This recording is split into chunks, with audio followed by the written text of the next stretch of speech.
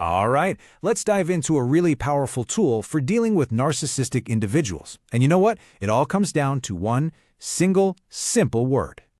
So what is it? What's this one word that can completely throw a wrench in a narcissist's game plan? We are going to get to it, I promise. But first, to really get why it works, we need to understand the game we're trying to stop in the first place. And that brings us to their main motivation. To understand the power of this word, you have to get what a narcissist truly wants more than anything else in the world. And really, it all just boils down to one thing: control.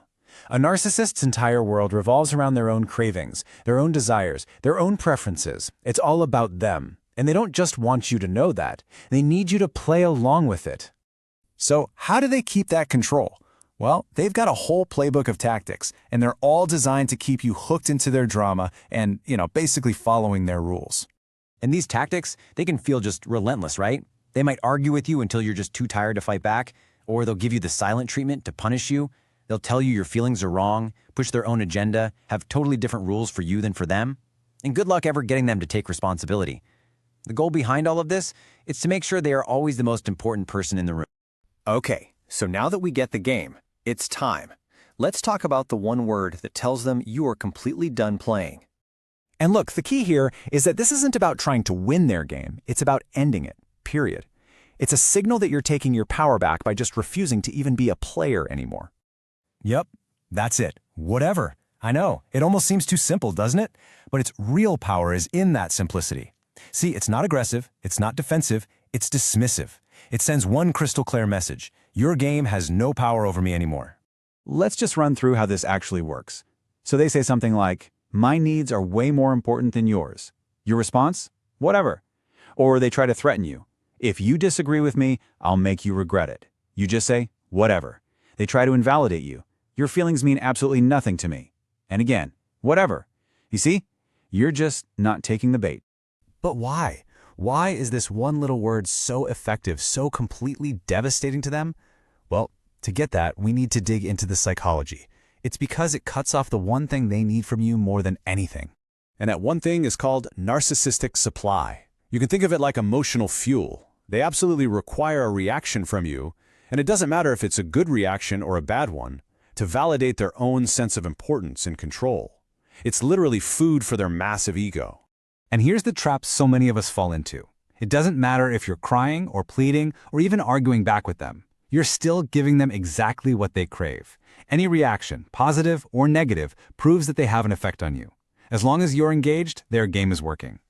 The strategy behind this simple word, whatever, is actually a pretty well-known technique. It's called going gray rock. And the goal is exactly what it sounds like: to make yourself as uninteresting, as unresponsive, and as bland as a plain old gray rock. You give them nothing. Let me give you a great way to picture this. Think of the narcissist as an actor on a stage. They are the star, the director, and the producer of their own personal one-person show. And you're their audience. So what happens when that actor is up there, giving the performance of their life, but they look out and the entire audience is just sitting there, totally bored, maybe checking their phones? The whole performance just falls flat. Without the applause or the gasps or even the boos, the actor's energy just dies. Their performance is meaningless. That's exactly what whatever does. It's the sound of one person not clapping. So you see, this isn't just about having some clever comeback in your back pocket. This is about a fundamental shift in your mindset. It's a conscious choice to protect your own peace and to reclaim your own stability. And it really just boils down to a few steps. First, you have to recognize their behavior for what it is. It's an invitation to play their toxic game. Second, you have to intentionally decide not to RSVP to that invitation. Third, you prioritize your own self-respect and your mental peace above their drama. And finally, you communicate, in your own way, that you're no longer serving what they need.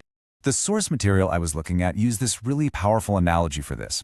Think of the narcissist like an alcoholic who's always looking for a drink, and that narcissistic supply we talked about, that's the alcohol.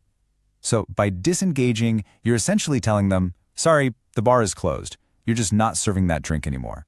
And maybe this is the most important takeaway of all. I mean, think about it. Why would you ever hand over the keys to your own emotional well-being to someone who is by their very nature unstable? By disengaging, you're not just frustrating them, You are taking back control and building your own foundation on solid ground, not on theirs. And that really leaves you with just one question. What are you going to do with that stability once you've taken it back?